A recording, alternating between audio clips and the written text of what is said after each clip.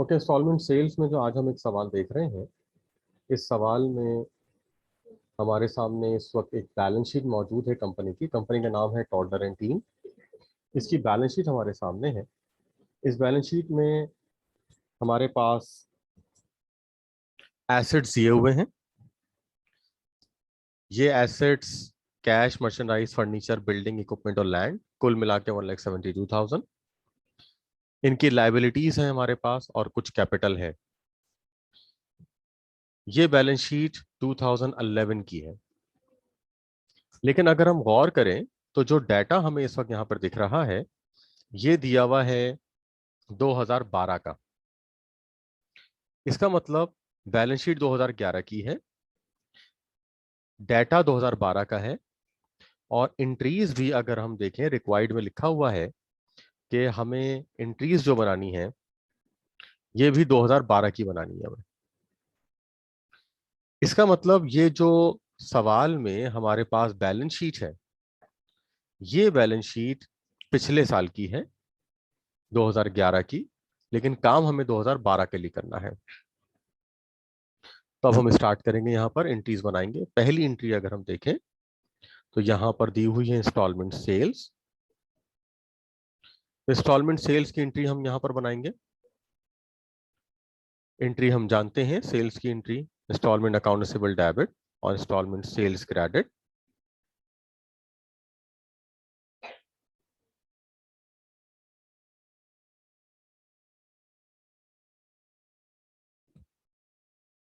ये हमने पहली एंट्री यहाँ पर बनाई।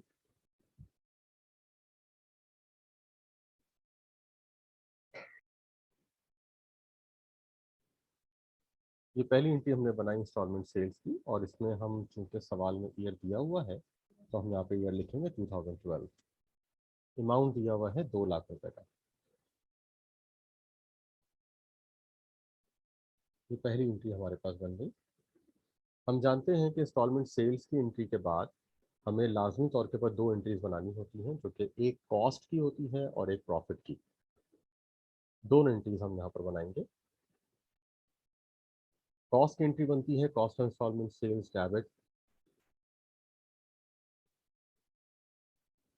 Purchase credit. जबकि प्रॉफिट की एंट्री बनती है हमारे पास instalment sales debit cost of instalment sales credit और अनरियलाइज ग्रॉस प्रॉफिट क्रेडिट। अब सबसे पहला मामला कॉस्ट का है। एंट्री तो हमने यहाँ पे लिख दी है, cost of instalment sales debit और परचेज क्रेडिट, लेकिन सवाल में कॉस्ट की वैल्यू दी हुई नहीं है। लेकिन वाज़े तौर के ऊपर हमें सवाल में मर्चेंडाइज इन्वेंट्री ओपनिंग और मर्चेंडाइज इन्वेंट्री एंडिंग हमें नज़र आ रही है। तो अगर मर्चेंडाइज इन्वेंट्री की ओपनिंग और एंडिंग हमें नज़र आ रही हो तो हम कॉस्ट की कैलकुलेशन कर सकते हैं। फार्मूला हम यहाँ पे लगाएंगे कॉस्ट ऑफ इंस्टॉलमेंट सेल्स का, जो कि होता है opening inventory plus net purchase minus ending inventory. सवाल में ओपनिंग इन्वेंट्री बैलेंस शीट के अंदर मौजूद है, जो कि है 15,000। ये हमने लिख दी। इसमें हम यकीनन प्लस करेंगे, जो कि है purchase, net purchase. Net purchase का मतलब है कि परचेज में से रिटर्न डिस्काउंट माइनस होगा। लेकिन सवाल में अगर हम देखें तो सिर्फ हमें परचेज यहाँ 3 नंबर पर नजर आ रही है 145 की, लेकिन सवाल में कहीं भी रिटर्न और डिस्काउंट हमें नहीं दिख रहा, ना ही ट्रांसपोर्टेशन। तो 145 ही हम डायरेक्ट लिख लेंगे यहाँ। इसके बाद फिर हम इसमें से माइनस करेंगे एंडिंग इन्वेंट्री, जो कि यहाँ पे लिखी हुई है 20,000। ये हम यहाँ से माइनस करेंगे। तो जब हम ये 20,000 यहाँ से माइनस करेंगे तो हमारे पास आंसर आएगा 1,40,000।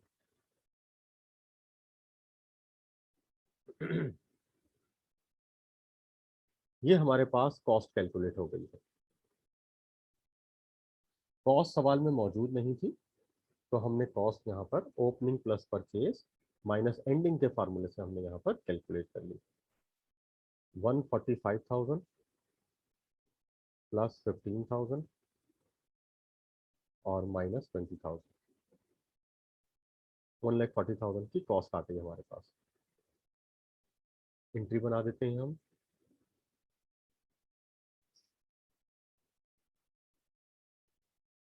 कॉस्ट की एंट्री बनने के बाद अब हम यकीनन प्रॉफिट की एंट्री बनाएंगे। 2 लाख की सेल है, इसमें 1,40,000 की हमारे पास कॉस्ट है। तो जो बचेगा वो हमारे पास इतने प्रॉफिट होगा। 2 लाख, इसमें से माइनस के 1,40,000, तो हमारे पास आएगा 60,000 रुपये, ये प्रॉफिट आ गया हमारे पास। तो सेल के बाद हमें जो 2 एंट्रीज बनानी होती है वो हमने कंप्लीट कर ली। वापस सवाल की तरफ आते हैं। सवाल में अब नेक्स्ट हमें दिया हुआ है collection of account, instalment account से। ये सेकंड एंट्री है कलेक्शन की। अब हम यहाँ पर एंट्री बनाएंगे। कलेक्शन की जब भी एंट्री बनती है उसके साथ एक एंट्री रियलाइजेशन की लाजमी बनती है। ये हमने कलेक्शन की आप एंट्री बनाई। कलेक्शन दी हुई है 90,000। कैश डेबिट इंस्टॉलमेंट अकाउंट से क्रेडिट। अब ये जो कलेक्शन हुई है इसमें यकीनन कुछ ना कुछ प्रॉफिट रियलाइज हुआ है। जो हमने अभी पिछली प्रॉफिट की एंट्री बनाई थी इसमें 2 लाख की सेल थी, 1,40,000 की कॉस्ट, तो बाकी बचा था 60,000 जिसको हमने प्रॉफिट कहा। और प्रॉफिट का हमने पूरा नाम रखा हुआ है अनरियलाइज ग्रॉस प्रॉफिट। वो प्रॉफिट कि जो अभी हमें मिला नहीं है। अब जब कलेक्शन हो गई है हमारे पास 90,000 की, तो यकीनन अब कुछ ना कुछ प्रॉफिट भी आ गया है। तो जो प्रॉफिट आ जाता है उसको हम रियलाइज ग्रॉस प्रॉफिट कहते हैं।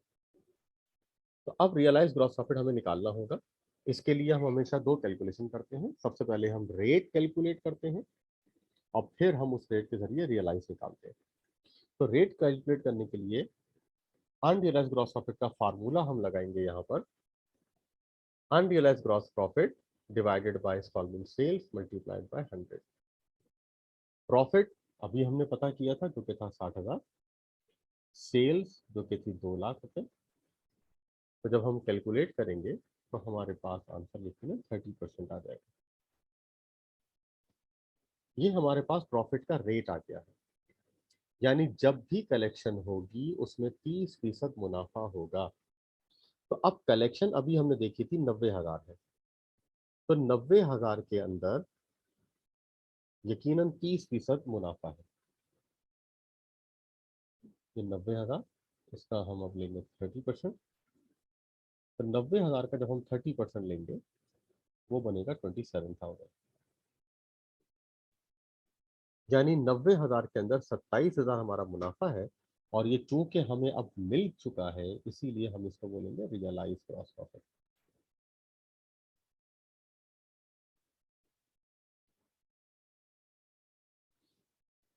कलेक्शन के बाद थर्ड एंट्री है मर्चेंडाइज परचेज ऑन अकाउंट। तो ये परचेज की एंट्री बनेगी। परचेज की एंट्री बनती है purchase debit accounts payable credit.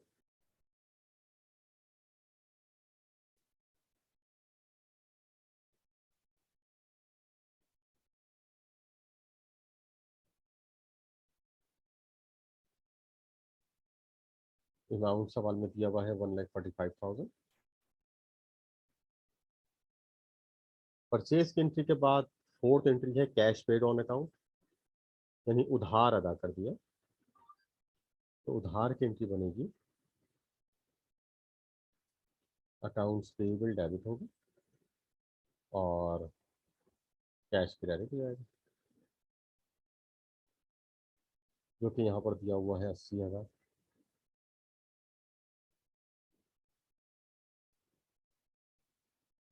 Next entry पांचवें नंबर पर दी हुई है selling and general expenses paid. खर्चा हुआ है उसकी आपने अदायगी कर दी है। तो selling and general expenses debit, और चूंकि अदायगी कर दी है तो इसलिए कैश क्रेडिट। अमाउंट दिया हुआ है 8,000 रुपये।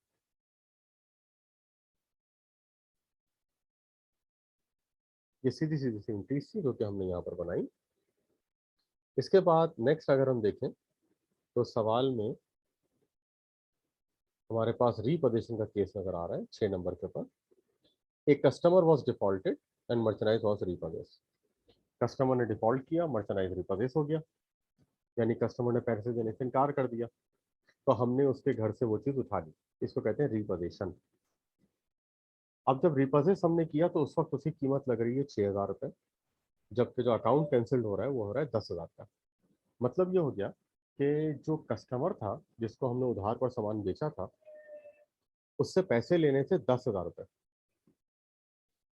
उसने पैसे देने से इनकार कर दिया, तो हमने चीज रिपोजेस कर ली। रिपोजेस करके जब मार्केट वैल्यू उसकी लगाई तो पता चला कि 6,000 रुपए।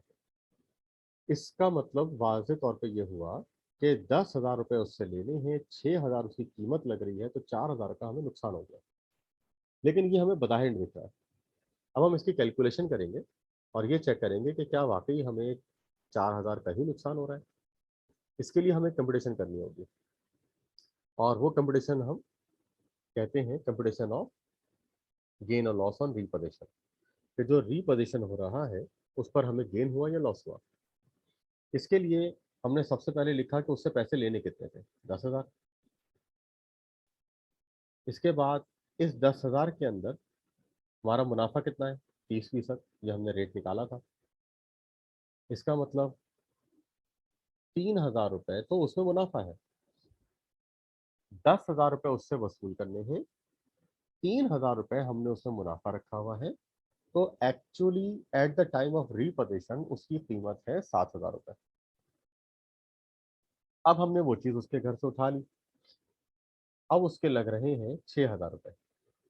यानी बेसिकली 7,000 की चीज पे 6,000 लग रहे हैं, तो इट मीन्स कि 1,000 रुपए का बेसिकली हमें लॉस हुआ है। जबकि हम जब डायरेक्ट कैलकुलेशन कर रहे थे तो उस वक्त हमें लग रहा था कि जैसे 4,000 रुपए का लॉस हुआ है, लेकिन ऐसा नहीं है, सिर्फ 1,000 का लॉस हुआ है।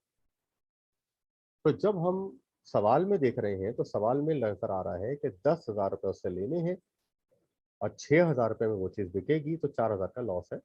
लेकिन जब हम कैलकुलेशन कर रहे हैं तो हमने उसमें से मुनाफा माइनस कर दिया, जिसकी वजह से अब हमें वाज़ेह तौर पे पता चल गया कि एक्चुअली 1,000 रुपए का लॉस हुआ।